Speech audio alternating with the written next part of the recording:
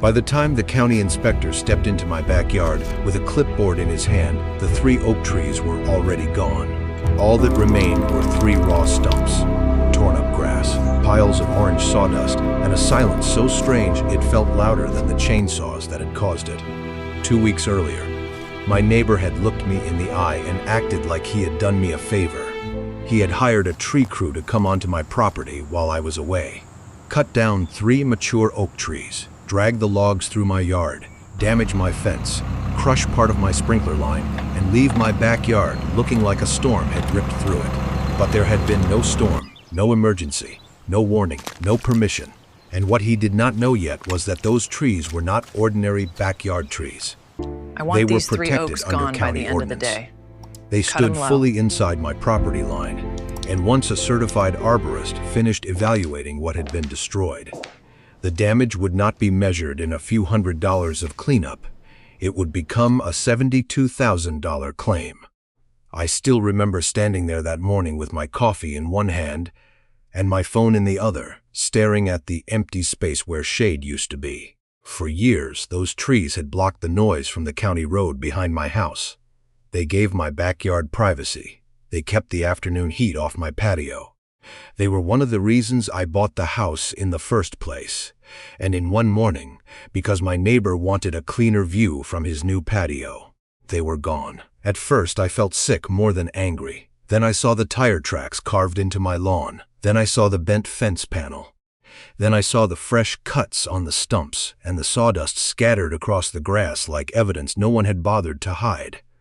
My neighbor was not hiding either.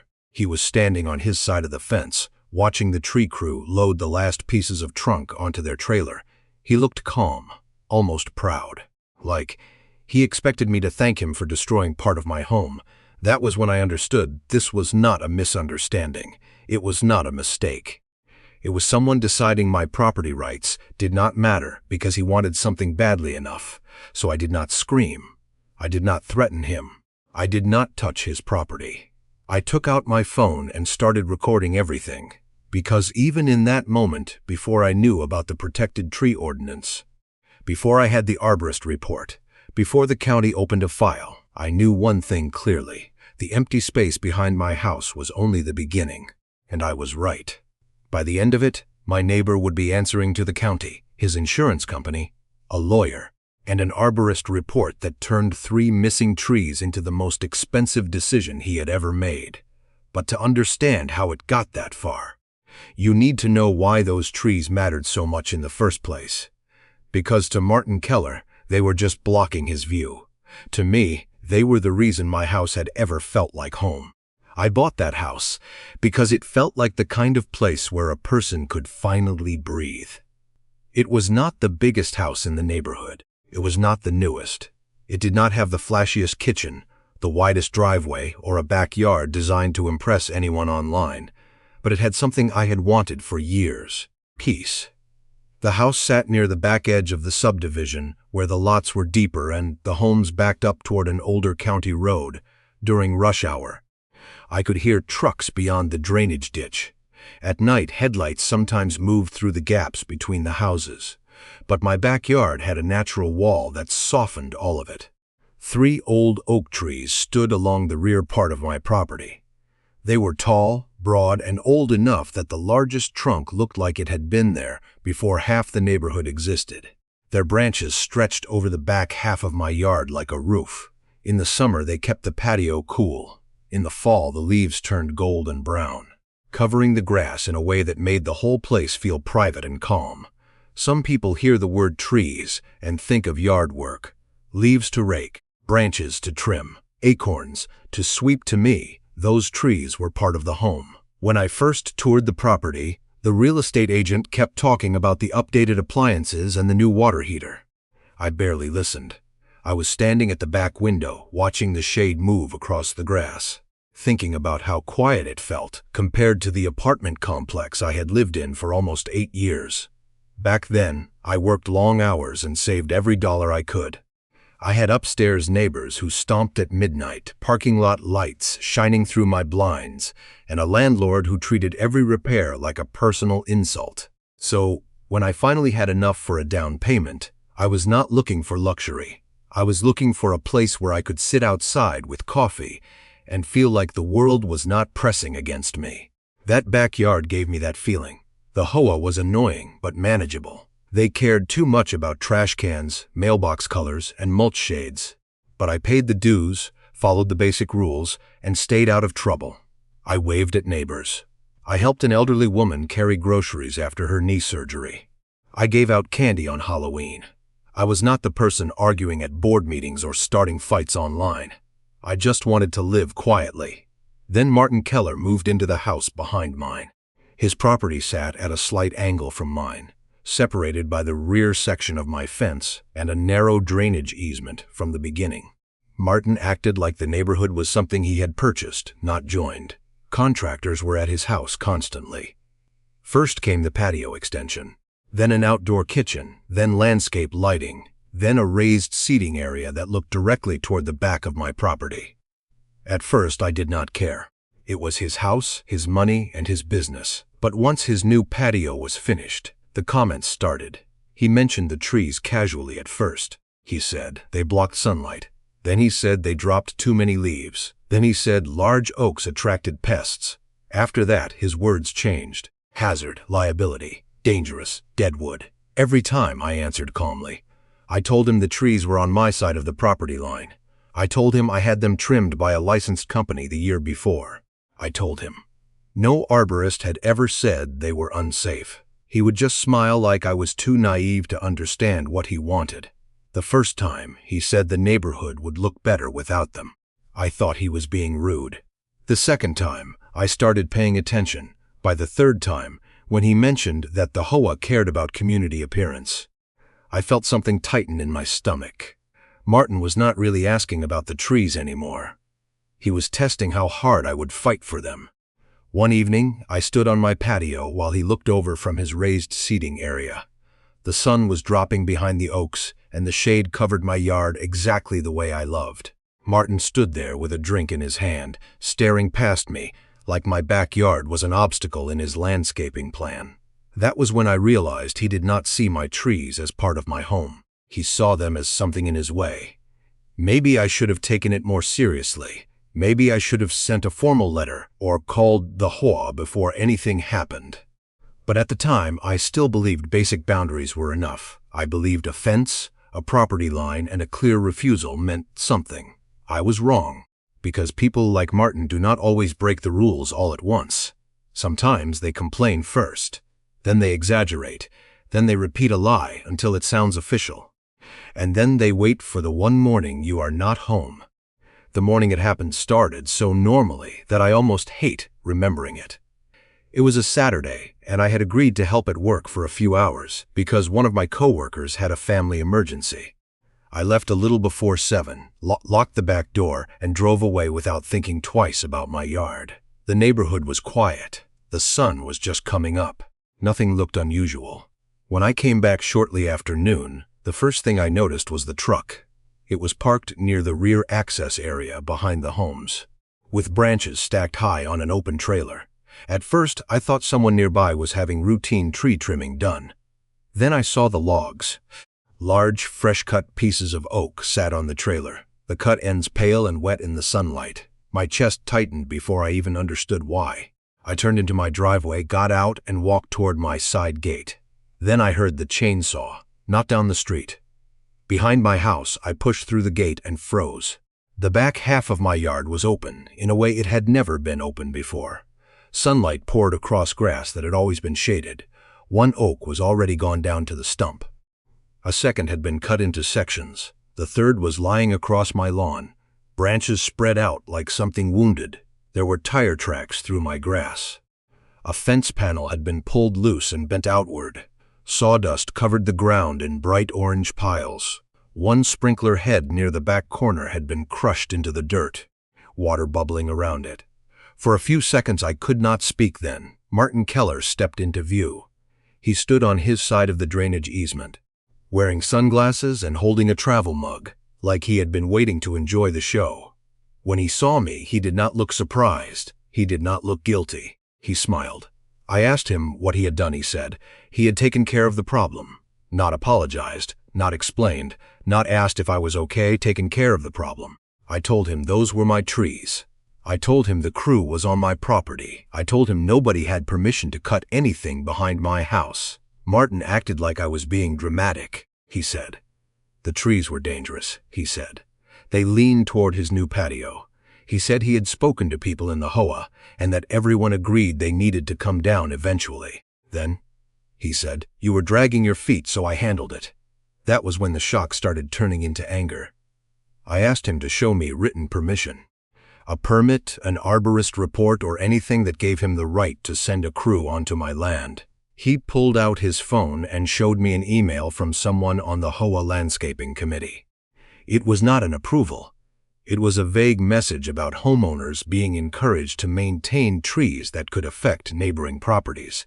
No address, no board vote, no proof of any permit, no permission from me. I told him that email did not give him the right to enter my property. Martin laughed and said, "You really want to make this difficult." Then he waved toward the stumps and said the trees were old, ugly, and probably diseased anyway, he said. I should be grateful because my backyard had more sunlight now. One of the workers heard us and shut off the chainsaw. I asked him who hired them. He pointed at Martin. I asked if they knew the trees were on my property. The worker hesitated. Then he said Martin had described the job as a shared boundary cleanup, said both homeowners had been notified, and said the HOA was aware of it. They had not seen a survey, they had not seen a permit, they had not spoken to me. That was another lie. For half a second Martin's face changed. Then he got loud. He told the crew to finish loading the wood and not get involved in a neighbor dispute, he told me. I was embarrassing myself, he said. If I tried to turn this into a legal issue, he would tell the HOA I had neglected hazardous trees and forced him to protect his property. He even said his insurance company would back him because the branches could have fallen on his outdoor kitchen someday. Someday. Not during a storm. Not after an inspection. Not because anything had actually happened. Someday. That was when my anger became colder. Clearer. Martin wanted a fight. He wanted noise. He wanted me angry enough to look unreasonable. So I gave him something else. Silence and a camera. I took out my phone and started recording the stumps. The tire tracks, the broken fence, the crushed sprinkler head, the sawdust, the trailer full of wood, and the workers still standing in my yard. I recorded Martin telling me the trees had to come down and that I should let it go before it got expensive. That line would come back later in a way he never expected. Martin told me to put the phone away. I did not, he said. I was escalating. I told him I was documenting damage on my property. Then he lowered his voice and said, "People who fight the HOA usually regret it." That was when I knew he planned to hide behind them. He wanted me to believe I was not arguing with one neighbor, but with a board, a neighborhood, and a system. He wanted me to feel alone in my own backyard. But the more he talked, the more evidence he gave me.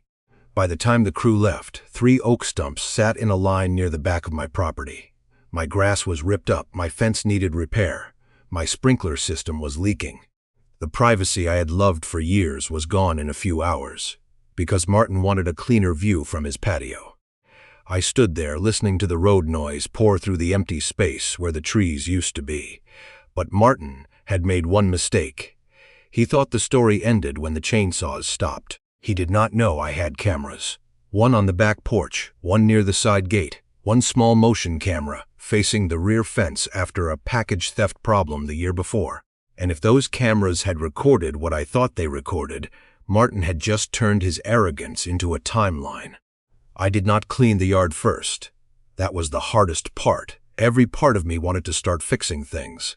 I wanted to move the branches, shut off the broken sprinkler line, push the fence panel back into place, and make the backyard look normal again.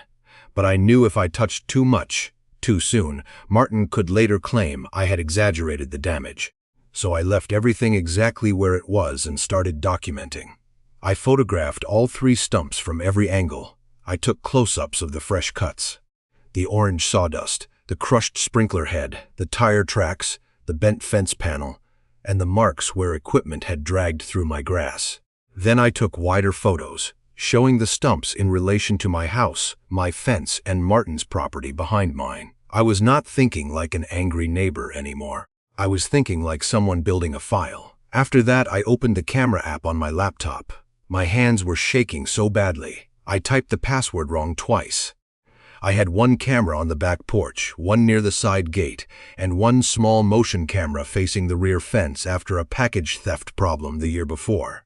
The rear camera showed Martin walking along the drainage easement at 8:14 that morning, with two men from the tree company. He pointed toward my fence, then directly at the 3 oak trees at 8:27. One worker pulled at my fence panel. At 8:31, they entered my property. At 8:36, the first chainsaw started. Then I found the clip that changed everything. One worker asked, "Are you sure the owner knows?" And Martin answered, "Cut all 3. She wouldn't to do anything." That sentence was not confusion. It was not a contractor misunderstanding the job. It was Martin admitting. He knew I had not agreed. I saved the clip to my laptop, copied it to an external drive, and uploaded it to cloud storage.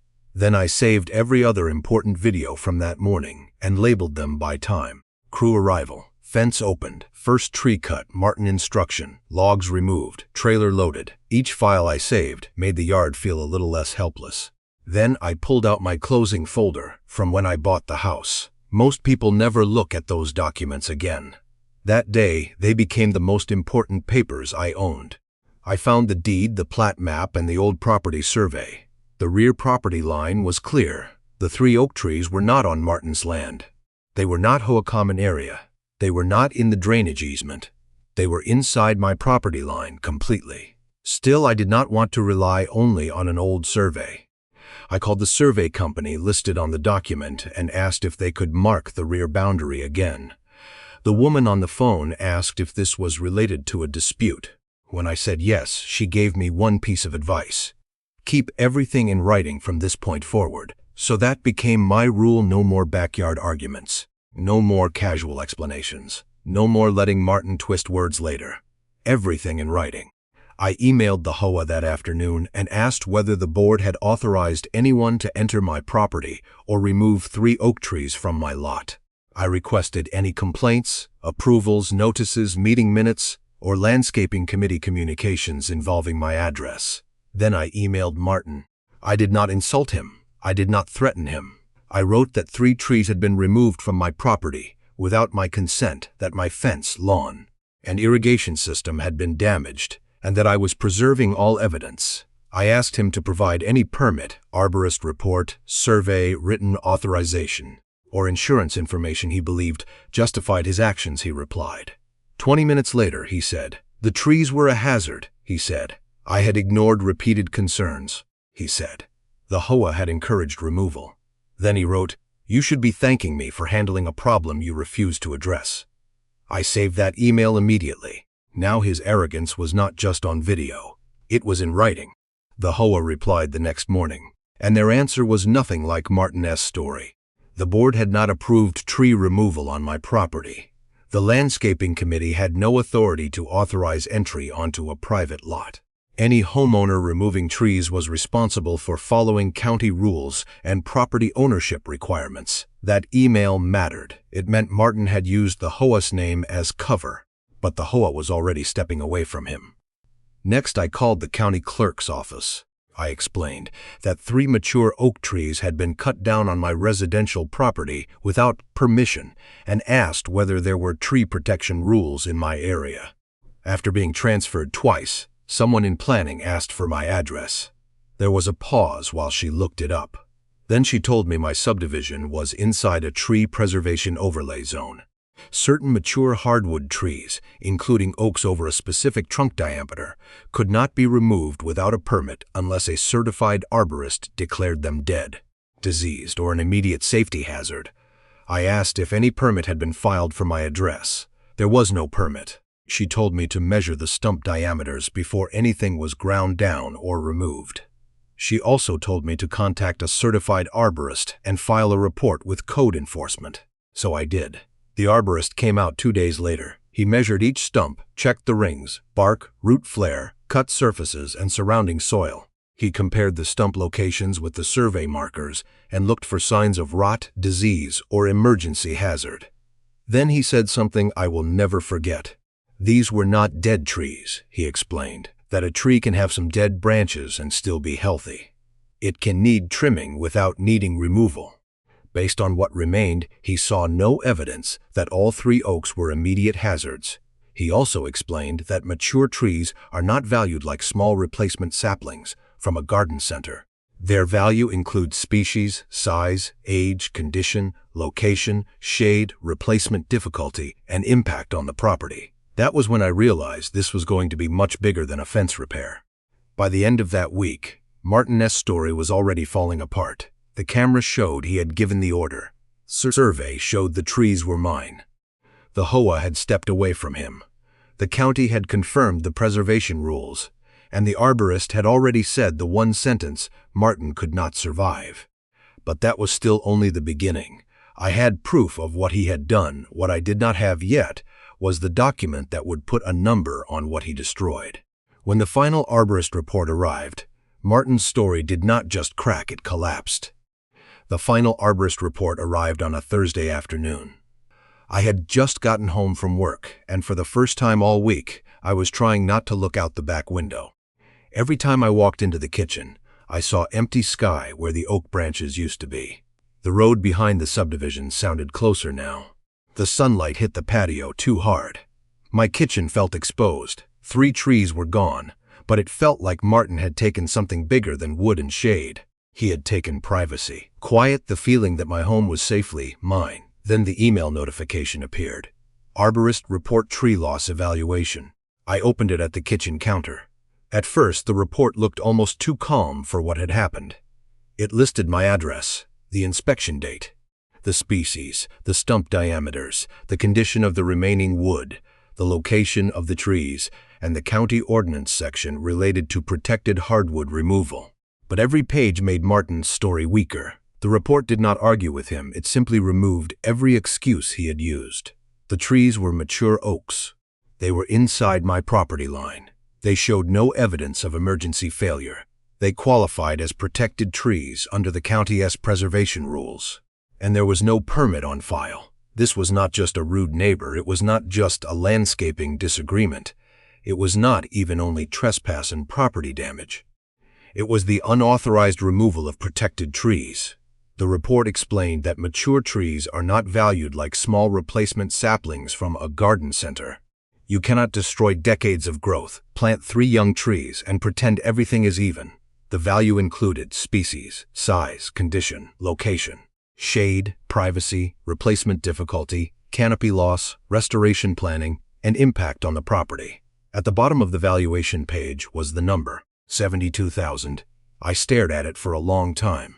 Not because I was happy. I would rather have had the trees, the shade, and the backyard I bought with my own money. But that number changed everything. Martin had spent days calling them a few trees. Now a certified arborist had turned a few trees into a documented loss that could not be laughed off. I forwarded the report to the attorney I had consulted earlier that week. After reviewing the camera clip, the HOA response, the survey, and the report, he told me not to negotiate with Martin directly anymore. Then he said we needed to send a demand letter, not just to Martin, to the tree service company too, and to the HOA, not because they had approved the removal, but because Martin had used their name as part of his excuse.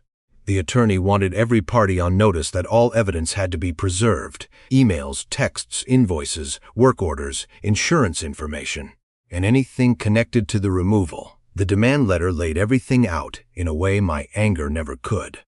Martin had complained about the trees. Martin had hired the crew. The crew had entered my property. 3 mature protected oaks had been removed. My fence, lawn, and irrigation system had been damaged, the arborist had concluded. The trees were not dead or immediate hazards. Reading that letter felt different from reading my own notes. My notes were emotional because I had lived it. The attorney's letter was cold, clear, and impossible to brush off. It did not ask Martin why he did it. It told him what the evidence showed. Martin received the letter by certified mail and email on a Monday morning. By lunchtime, he was pounding on my front door. I did not open it. My attorney had warned me not to have direct conversations with him. No arguments, no verbal agreements, no chance for Martin to claim I threatened him, misunderstood him, or agreed to something I never said. So I watched through the doorbell camera as he stood on my porch, waving the envelope and ringing the bell. He looked different now. The same man who had once watched my trees come down with a travel mug in his hand was now standing on my porch with a certified letter. Looking like he finally understood the cost of his confidence, he said, "This is ridiculous. You need to call off your lawyer." I saved the clip. Then he said, "They were dead trees. You know they were dead." I saved that too, because his story kept changing. First they were dangerous, then they were neglected, then they were HOA approved, now they were dead. That evening, Martin sent a long email. He said the valuation was insane. He said no tree could be worth that much. He said, "I was trying to profit from a misunderstanding." He said, the HOA had pressured him. He said the tree service should have known about permits. Everyone was responsible. Everyone except him. But then he made the mistake my attorney noticed immediately. Martin wrote, "I only removed them because they were blocking my patio view and creating potential liability." Blocking my patio view. There it was. Not dead. Not emergency. Not condemned. Blocking his view. My attorney highlighted that sentence. It showed motive. Martin was not saving his property from immediate danger. He was improving his patio by removing trees he did not own. Then the tree service insurance representative responded.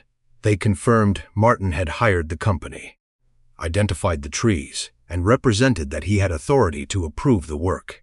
They admitted they had not seen a survey or permit because Martin had described the job as private maintenance connected to his property. Except it was not his property. That was when Martin's defense stopped sounding like a defense and started sounding like a confession spread across 5 different documents. The HOA would not protect him. The county records would not protect him. The contractor's insurance statement would not protect him, and his own email had done the one thing no lawyer could undo. It revealed the real reason. He had not removed the trees because they were falling. He had removed them because they were in his way. He had tried to turn my backyard into his view corridor. Instead, he created a paper trail. A few days later, the HOA sent a neighborhood-wide reminder that no homeowner had the right to enter another private lot, remove trees, alter fences, or rely on informal committee comments as authorization for property work. They did not name Martin. They did not have to. Martin had wanted more sunlight on his patio. Now he had a legal claim in his inbox, an insurance company asking questions, and a county complaint moving forward. And once the county saw the Arborist report, Martin's problem stopped being my complaint. It became an official investigation. The county inspector arrived the following Tuesday morning. I watched his truck pull up in front of my house and felt my stomach tighten, even though I knew I had done nothing wrong. That is the strange thing about official inspections. Even when you are the person asking for help, everything feels heavier once someone from the county steps onto your property with a clipboard. This was no longer just me staring at 3 stumps in my backyard. This was a file, a complaint number, a site visit, a record. I handed him the survey, the HOA email, the Arborist report, and the key stills from the camera footage. He did not react dramatically. He simply walked the rear property line, checked the stump locations, measured each cut, and compared everything to the report. Then he said the words Martin had spent weeks trying to avoid. The trees appeared to fall under the Protected Tree Ordinance. From that moment on, this was no longer neighbor dispute. It was a code enforcement matter. When I sent him the original footage, Martin pointing, the crew entering, the fence panel opening, and the audio of him saying I would not do anything, he watched the key clip twice and gave me the county evidence submission address. That was all. No speech, no drama, just a county record Martin could not talk over. 2 days later, Martin got his notice. I knew because he came outside while I was checking my mailbox and stood in his driveway holding a county envelope. He did not yell this time. He just stared like a man who had finally realized confidence was not a legal defense. The county asked him to provide any permit, arborist evaluation, written authorization, or legal basis for the tree removal. He had none. The tree service company's insurance adjuster came next. He walked the yard, took photos, asked careful questions, and kept repeating that the company had relied on Martin's claim that the work was authorized. I gave him the same packet.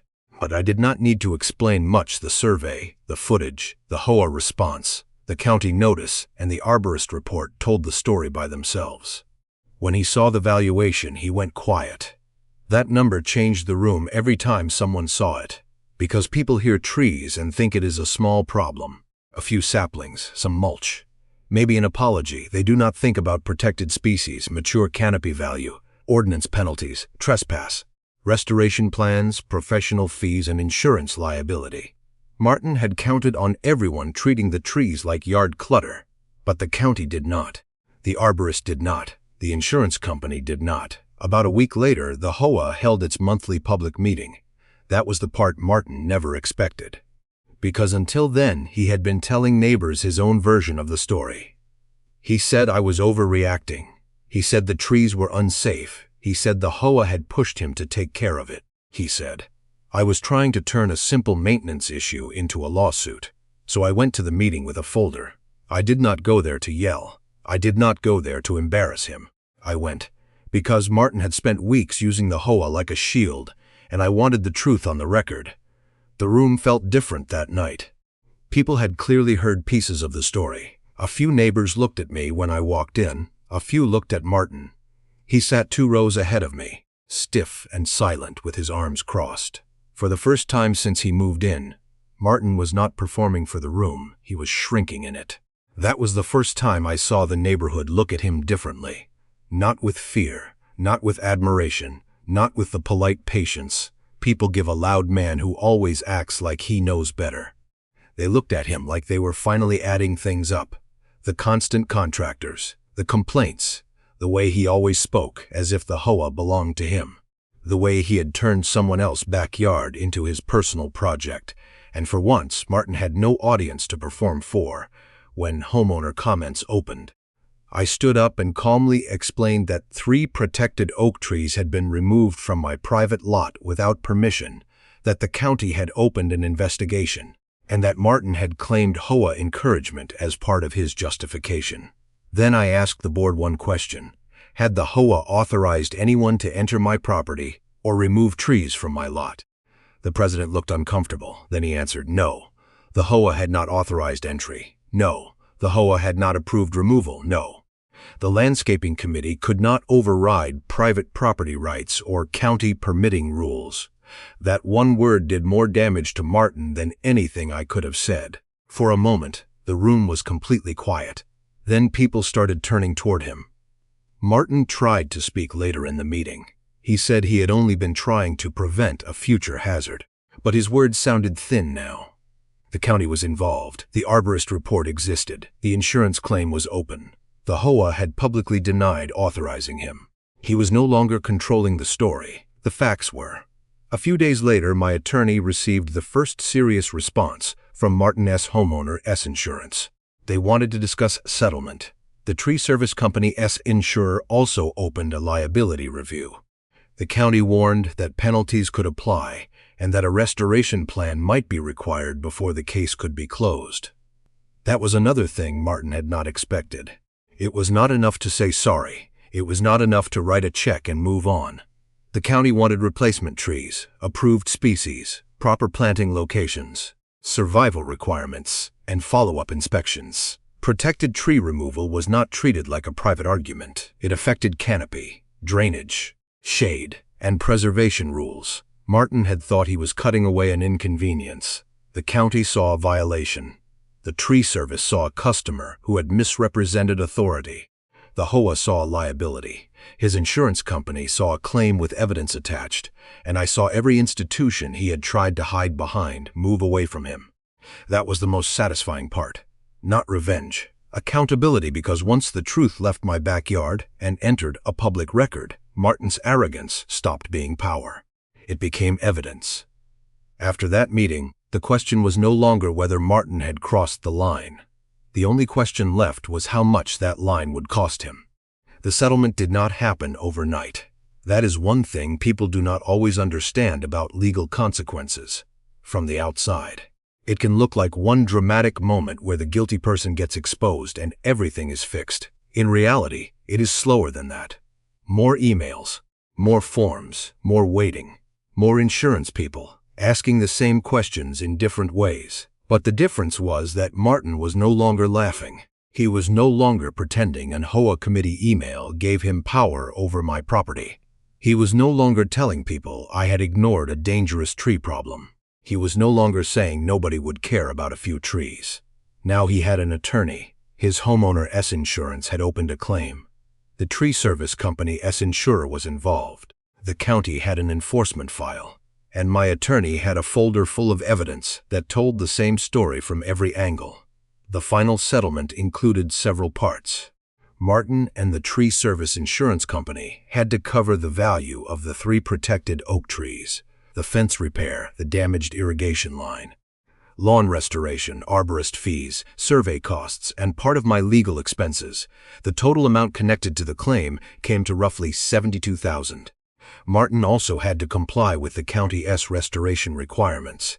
That meant approved replacement trees, planted in the correct locations, with follow-up inspections and survival conditions. He could not just toss 3 cheap saplings into the ground and call it done. The county wanted a real restoration plan because protected trees are not treated like disposable landscaping. The HOA also had to clean up the mess Martin dragged them into. They sent a formal notice to the neighborhood clarifying that no homeowner, committee member, or board volunteer could authorize entry onto another person's private property. Then they changed how landscaping complaints were handled. From that point on, any tree-related issue involving a property line required written notice, documentation, and confirmation that the complaining homeowner had no right to take action on someone else's land. Martin did not lose his house. He did not go to jail. This was not that kind of story, but he lost something he clearly cared about: his control, his image. His ability to intimidate people and make them believe confidence was the same as authority. At the next HOA meeting, he sat in the back and barely spoke. The same neighbors who used to listen to him talk about improving the community now looked at him differently. Not because I had spread rumors, not because I had made a scene, but because the facts had become public enough that everyone understood what he had done. He had walked onto land that was not his, destroyed trees he did not own, and assumed I would do nothing. For a long time, looking out at my backyard still hurt. The new trees were smaller. The shade was not the same. The road noise was still louder than it used to be. You cannot replace decades of growth with a check, no matter how large the number looks on paper. But I did get something back. I got my boundary back. I got the record corrected. I got the county, the HOA, the insurance companies. And Martin himself forced to recognize that my property line was not a suggestion. And that mattered. Because sometimes winning does not mean everything goes back to the way it was. Sometimes winning means the person who crossed the line has to learn, in writing, with signatures and dollar amounts attached, that the line was real the entire time. I still keep the survey in a folder near my desk. I still keep copies of the Arborist report, the county notice, and the photos. Not because I want to relive it, but because that experience taught me something I will never forget. When someone violates your property, they expect emotion. They expect panic. They expect yelling. They expect one mistake they can use against you. What they do not expect is a calm record, photos, video, a survey, a permit search. A certified expert, every word in writing. That is what beat Martin. Not revenge, not rage, evidence. So if this story made you think about your own property line, your own HOA, or that one neighbor who always acts like rules are optional, leave a comment, share it with someone who needs the reminder, and subscribe for more stories where ordinary homeowners fight back the smart way. Because I did not win by being louder than Martin. I won because the truth was documented. And once it was, even he could not cut it down.